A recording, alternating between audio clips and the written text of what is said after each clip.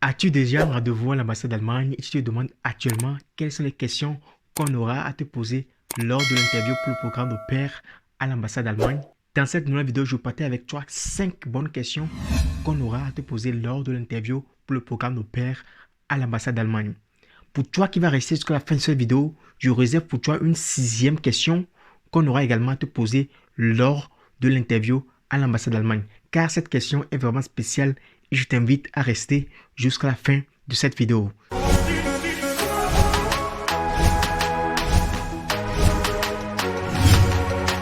Salut à toi, si tu viens de me découvrir à travers cette nouvelle vidéo, je m'appelle Kojo Joel Humpe, je suis coach en immigration en Allemagne et à travers mes vidéos, je t'explique comment est-ce que tu peux voyager en Allemagne en passant par le programme de pair, de volontariat ou de formation. Si cette thématique t'intéresse, je t'invite immédiatement à t'abonner à cette chaîne pour ne plus rater aucune de nos prochaines vidéos. Active également la cloche de notification pour être notifié dès que je partage une nouvelle vidéo pour être parmi les 100 premières personnes qui vont regarder cette vidéo. Like cette vidéo, partage-la pour pouvoir également permettre à l'algorithme de YouTube de pouvoir montrer cette vidéo à ceux qui ont besoin vraiment de cette vidéo. Tu vois? Donc, sans ne plus tarder, passons maintenant au thème du jour qui est les 5 questions qu'on aura à te poser lors de l'interview à l'ambassade d'Allemagne pour le programme de pair. Donc, la question numéro 1 qu'on aura à te poser, c'est de te présenter. Donc, maintenant, la question numéro 1 qu'on aura à te poser, qui est de te présenter, ça regroupe en général plusieurs questions. Donc là, lorsqu'on te demande de te présenter, il faut simplement donner ton nom, ton prénom, dire d'où tu viens, où tu vis, et là, tu t'arrêtes. Mais là, lorsqu'on te demande encore, qu'est-ce que tu fais dans la vie? Là, tu vas dire, si tu es étudiant, tu vas dire que tu es étudiant. Si tu es élève, tu vas dire que tu es élève. Si tu es bachelière, tu vas dire que tu es bachelier, que tu viens d'avoir ton bac. Ou bien si tu as déjà ta licence, tu vas dire que oui, je viens d'avoir ma licence. Ou bien si tu travailles dans un domaine social ou bien dans un jardin d'enfants, tu vas dire que oui, je travaille dans un jardin d'enfants, je travaille en tant qu'enseignant dans une école primaire, tu vois. Avant de passer à la question numéro 2, j'aimerais te dire que la plupart des temps, les gens se demandent dans quelle langue concrètement on va leur poser la question. Donc, j'invite vraiment toute personne qui veut faire l'interview à l'ambassade d'Allemagne à se préparer aux 2 langues. Donc, lorsque vous allez faire vos entraînements, préparez-vous aux 2 langues. Préparez-vous à la langue allemande, préparez-vous également à la langue française. Vous voyez? Donc là, lorsque vous serez là-bas et on aura à vous demander des questions, là, vous allez savoir en même temps comment vous aurez à répondre. Vous voyez? Donc, c'est pourquoi c'est vraiment très important cet aspect-là. Passons maintenant à la question numéro 2 qu'on aura à te poser lors de l'interview pour le programme de pair. Donc, la question numéro 2 qu'on aura à te poser, c'est de savoir pourquoi tu veux faire le programme de pair en Allemagne. Donc, cette question également, ça regroupe également de petites questions. Tu vois? Si tu te dis pourquoi tu veux faire le programme de pair en Allemagne, ça veut dire également pourquoi tu n'as pas choisi d'autres pays et tu as choisi l'Allemagne. Donc, maintenant, c'est à toi de démontrer pourquoi tu as choisi l'Allemagne ou mais pourquoi tu veux faire le programme de pair en Allemagne. Donc, cette question, ça va dépendre à 50% de si on veut te donner le visa ou pas, tu vois. Donc, ça va correspondre à 50%, tu vois, du refus ou bien 50% de l'octroi du visa, tu vois. Donc, maintenant, cela s'aligne en même temps à ce que tu as fait, tu vois. Si on dit que qu'est-ce que tu fais là dans la vie, si tu es élève ou bien si tu es bachelier, là, tu vas dire que, ok, je viens d'avoir mon bac, donc, si tu as le bac A4, donc tu vas dire que tu viens d'avoir ton bac, oui, tu veux vraiment comprendre encore la langue allemande, tu veux améliorer ta performance en allemand, c'est pourquoi tu veux voyager en Allemagne pour faire le programme au pair. Tu vois, c'est vraiment une idée qui est vraiment très costaud que je t'ai donné maintenant. C'est un secret que je t'ai donné. Donc, il faut savoir comment répondre à cela. Donc, c'est pourquoi je dis toujours qu'il faut que ce que vous allez faire dans votre pays d'origine concorde avec ce que vous allez faire en Allemagne, vous voyez. Donc, maintenant, si vous êtes, par exemple, si vous avez reçu une licence en droit et vous voulez faire le programme au pair, donc là, on va dire quel est le rapport entre le droit et le programme au pair. Vous voyez que là, il n'y a aucun rapport. Donc, c'est pourquoi il est important d'aller travailler dans un jardin d'enfants pour ceux qui n'ont jamais fait l'allemand et qui veulent directement faire le programme de pair pour aller en Allemagne. C'est pourquoi il est important d'aller travailler dans un jardin d'enfants pour pouvoir avoir une attestation, vous voyez. Dans la plupart des temps, il faut que tu travailles là-bas pendant 3 mois, vous voyez. Mais si quelqu'un a la licence dans d'autres domaines, à part la germanistique, il va être demandé de pouvoir travailler longtemps dans un jardin d'enfants. Et là, vous allez mettre l'accent sur le jardin d'enfants, que c'est à cause du jardin d'enfants que vous voulez voyager en Allemagne pour faire le programme de pair. Vous voyez. Donc maintenant, il y a beaucoup d'idées dans ce domaine-là, de comment répondre à cela. Donc c'est pourquoi notre coaching est là. Ou bien c'est pourquoi il faut aller chercher les gens qui ont déjà fait le programme de pair qui peuvent vous aider. Si vous connaissez un ami qui a fait le programme de pair, vous pouvez être en contact avec la personne, lui demander comment est-ce qu'il a fait, comment est-ce qu'il a répondu à ces questions-là. Vous voyez, c'est pourquoi c'est très important. C'est pourquoi c'est pas tout le monde qui a des gens qui ont fait le programme de pair, mais c'est pas tout le monde qui connaît déjà qui ont fait le programme de pair. C'est pourquoi nous sommes là. Notre coaching est là pour pouvoir vous aider. Vous voyez, parce que chacun a son dossier. Vous voyez, chacun a son dossier. Donc le dossier de Kodjo ne sera pas le dossier de Kofi. Le dossier de Yawa ne sera pas le dossier de Afi. C'est pourquoi il est important que quelqu'un vous accompagne, quelqu'un vous dise que oui, il faut faire ceci, il faut faire cela, il faut répondre comme ça, vous voyez, il faut faire cela, il faut aller chercher cette attestation-là, il faut aller faire un stage dans ce domaine-là. C'est là que votre dossier va concordre à ce que l'ambassade d'Allemagne demande, vous voyez. Là, vous allez voir que vous allez tomber, quoi, vous voyez. Si ce n'est pas dans la même logique que ce que l'ambassade d'Allemagne demande, vous allez voir que ce serait un peu difficile pour vous de pouvoir recevoir le visa. Parce que, comme je viens de le dire, ça représente 50% si on veut vous donner le visa ou pas. Vous voyez, donc c'est pourquoi c'est très très important. Maintenant, la question numéro 3 qu'on aura à vous poser lors de l'interview à l'ambassade d'Allemagne pour le programme de pair, c'est qu'on vous demande comment est-ce que vous êtes entré en contact avec votre famille. Ça également, c'est une question qui est importante. Beaucoup de personnes négligent cette question. Ils se disent que là, on va répondre comme ça de la manière dont on veut. Non, parce que ça également, ça représente à peu près, on peut dire 20% si on veut vous donner le visa ou pas. Parce que si on vous demande comment est-ce que vous êtes entré en contact avec la famille, donc là, il faut vraiment dire que oui, que c'est comme ça. Si vous êtes passé par une agence, vous allez le dire. Si une agence est en Allemagne, vous êtes passé par une agence, vous allez dire que oui. Donc, comme j'apprends la langue allemande, j'aimerais améliorer ma langue allemande. C'est pourquoi j'ai commencé par chercher les programmes de pair. Donc, je suis tombé sur une agence telle. Ou bien, je me suis inscrit sur Facebook, je me suis inscrit dans un groupe Facebook. Là, j'ai trouvé une famille temps. Ou bien, je me suis inscrit sur Au Pair World. J'ai trouvé une famille temps. Maintenant, ce n'est pas simplement ça qu'on veut savoir. On veut savoir comment est-ce que vous êtes venu à l'idée de pouvoir faire le programme de pair. C'est ce qui également se cache derrière cette question. Donc, il faut vraiment dire comment est-ce que vous êtes arrivé à l'idée de faire le programme de pair. Est-ce que vous êtes en classe et vous avez écouté parler du programme de pair, ou bien vous aviez une amie qui était allée en Allemagne qui a fait le programme de pair?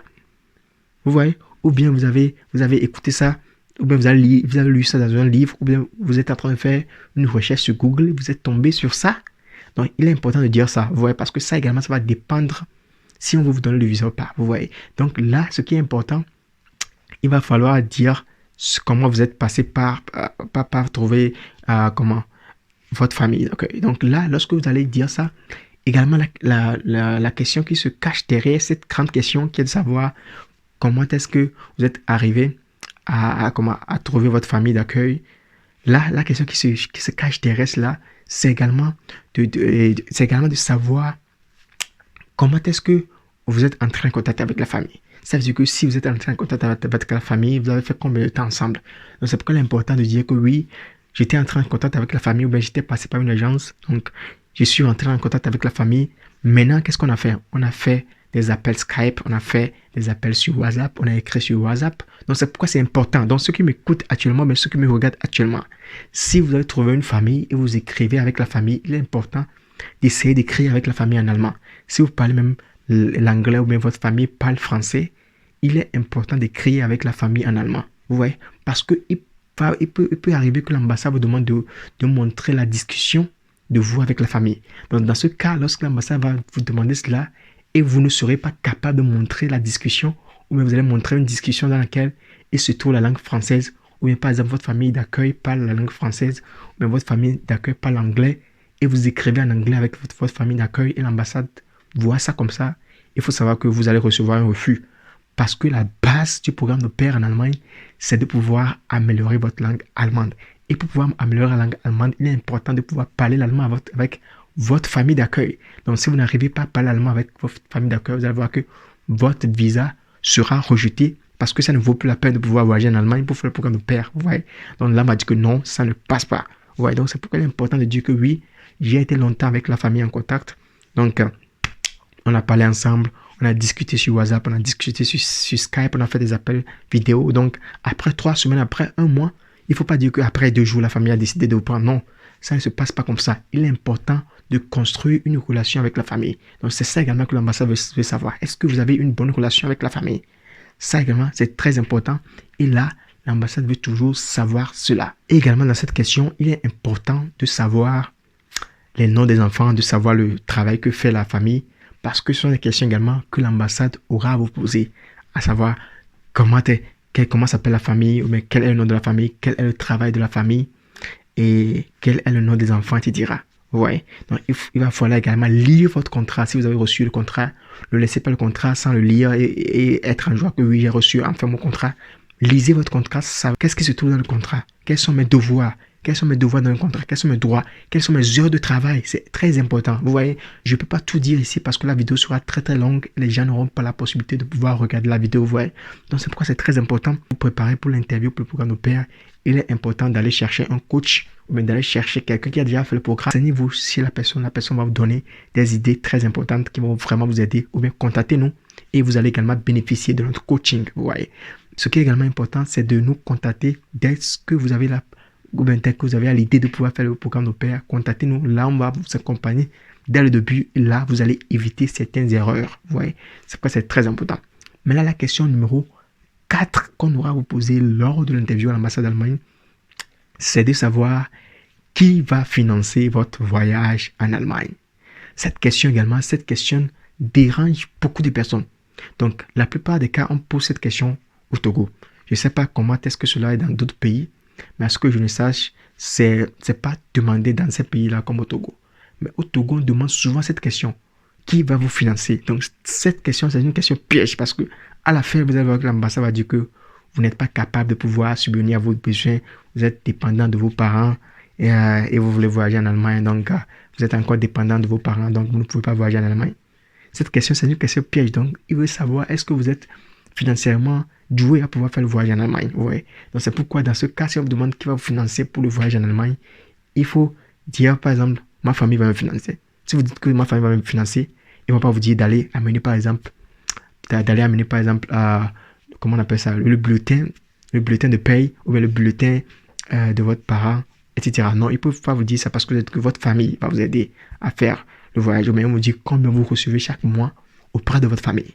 Donc là, il est important de dire que oui, je reçois cet argent-là, ou bien moi-même, je me débrouille. Si vous êtes étudiant, vous recevez également vos tranches, etc. Ou bien vous-même, vous faites de petits jobs de côté avec l'étude. Il faut également dire ça. Il ne faut pas dire que oui, je reçois simplement de l'argent de mes parents, etc. Donc, ils vont vous dire que non, que vous êtes encore dépendant de vos parents, vous voyez. Donc, c'est ça qu'ils vont vous dire. Mais il ne faut pas également donner une somme exorbitante. Il y a certains qui donnent des sommes exorbitantes. Là, ça vous disqualifie également. Donc, il faut être intelligent ou bien intelligente et dire que oui, je reçois de l'argent chez mes parents parce que je vis encore chez eux. Donc, mais moi-même, je fais également de petits jobs. Je traite les gens pour pouvoir recevoir de l'argent. Je fais de petits business pour pouvoir recevoir de l'argent. Je reçois mes tranches qui m'aident également. Donc, ça m'aide également à pouvoir subvenir à mes besoins. Et donc, comme je savais que je vais faire le programme de pair, donc je me suis déjà préparé sur ça. J'ai fait de l'économie et ma famille également va me supporter lors de mon voyage en Allemagne. Voilà. Donc là, c'est vraiment très important. Et cette question, ça tue beaucoup de personnes. Et là, je vous invite vraiment à savoir ce secret-là, à être prêt pour cette question-là. Donc la question numéro 5 qu'on aura à vous poser lors de l'interview à l'ambassade, c'est de savoir qu'est-ce que vous allez faire après votre programme d'OPR. Donc cette question, c'est une question qui est vraiment difficile et ça amène beaucoup de personnes dans le désordre et les gens n'arrivent pas à pouvoir répondre à ces questions. Et cette question, comme je le dis toujours, comme d'autres questions, c'est une question piège à pouvoir éviter. Donc, je vous invite vraiment à savoir comment répondre à cette question. Parce que dans ce cas, ça va dépendre de la question numéro 2 que j'ai demandé, à savoir qu'est-ce que vous faites dans la vie, qu'est-ce que vous faites dans votre pays. Donc, cette question est en relation avec la 5e question. Donc, si vous avez une bonne base, si vous avez quelque chose, même si vous faites quelque chose, même si vous faites une étude, par exemple, vous faites la germanistique, vous avez terminé votre germanistique, vous avez terminé votre année de licence, par exemple, et vous voulez faire le programme de pair, là, vous allez être capable de pouvoir répondre à ces questions que oui, lorsque je vais terminer mon programme de pair, je vais retourner à Lomé faire mon master, par exemple. Ou bien, si vous êtes enseignant dans ce domaine-là, vous allez dire que oui, lorsque je vais revenir avec les expériences que j'ai acquises en Allemagne, je vais prendre ça pour pouvoir enseigner mes élèves, pour pouvoir et donner des explications, mes élèves vont te dire, ah, vous voyez, donc c'est pourquoi c'est très important de pouvoir chercher la base. La base de la question numéro 2, il est important de mettre une base qui est vraiment très solide, qui va vraiment vous défendre que oui, vous avez fait quelque chose à la base, vous êtes actif dans ce domaine-là, c'est pourquoi vous voulez aller en Allemagne pour pouvoir maîtriser ce domaine-là et venir travailler. Mais lorsque l'ambassade va voir que non, votre projet de voyage en Allemagne, mais le programme de pair, ce que vous allez apprendre en Allemagne pour le programme de pair, vous pouvez encore l'apprendre ici dans votre pays d'origine. Là, l'ambassade va dire que non, il ne voit pas l'importance du fait que vous allez voyager en Allemagne pour pouvoir faire le programme de pair. Il ne voit en aucun cas l'importance de cela. Donc, c'est pourquoi il faut vraiment décider, il faut vraiment montrer que oui, c'est vraiment important. Ce que j'aurai à faire en Allemagne qui va vraiment entrer dans mon curriculum vitae, qui va vraiment me profiter, vous voyez. Donc là également, il y a beaucoup de choses à dire. Je ne peux pas tout dire dans la vidéo, c'est pourquoi je vous invite à me contacter. Mes numéros sont dans la description de cette vidéo. Je vous invite à me contacter. Donc on va parler de cela, c'est vraiment très très important. Et ne laissez pas votre chance partir comme ça. Ceux qui sont en train de préparer leur interview, ou bien ceux qui font le programme de pair, il est important de pouvoir faire rapidement la décision et nous contacter pour que nous, on peut vous accompagner lors de tout le processus. Donc maintenant, comme je l'ai promis, dans l'introduction de cette vidéo, je vais donner également une 6e question qui sera une question bonus. Cette question est vraiment capitale et si je vous donne la question maintenant ici, ça va vraiment aider plusieurs personnes. Donc, quelle est la question? La question est de savoir si on ne vous donne pas le visa de pair, qu'est-ce que vous aurez à faire? Si vous arrivez à l'ambassade d'Allemagne, on vous demande cette question. Comment est-ce que vous aurez à répondre? Cette question, c'est une question à double tranchante. Vous voyez?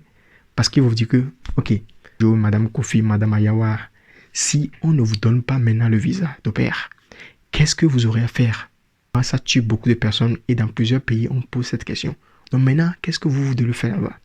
En tant que quelqu'un qui veut avoir le visa, c'est de démontrer à l'ambassade que oui, même si vous ne me donnez pas le visa, donc ce qui est là-bas, il ne faut pas dire que même si vous ne me donnez pas le visa, ok, moi je vais rester ici, je vais aller continuer mes études. Non, il faut vraiment montrer à travers cette réponse, il faut dire que si vous ne me donnez pas le visa, vraiment que ça ne sera pas bon. Si vous ne me donnez pas le visa, vous allez vraiment suspendre mon projet que je suis en train de faire parce que ce que j'aurai à faire en Allemagne, ça va vraiment m'aider à pouvoir progresser. Vous voyez, si vous ne me donnez pas maintenant le visa, ça va laisser un grand vide dans mon projet et ça va même amener que mon projet ne sera pas atteint. Vous voyez, donc vraiment, il faut vraiment savoir comment donner la réponse à cela. Donc, je vois que la vidéo est en train d'être longue. Je vous invite à me contacter. Je vais également vous donner des idées qui vont vraiment vous aider à pouvoir préparer votre interview à l'ambassade d'Allemagne. C'était votre coach Kojo Joel Hunkpe. J'espère que vous avez aimé la vidéo que j'ai faite aujourd'hui. Si vous l'avez aimé, la vidéo, likez-la, partagez-la massivement à plusieurs personnes pour que plusieurs personnes soient atteintes de cette vidéo-là. Et j'espère que vraiment ça va les aider. Merci pour vos soutiens. Merci pour vos messages. Merci. On se retrouve à la prochaine fois dans une nouvelle vidéo sur notre chaîne.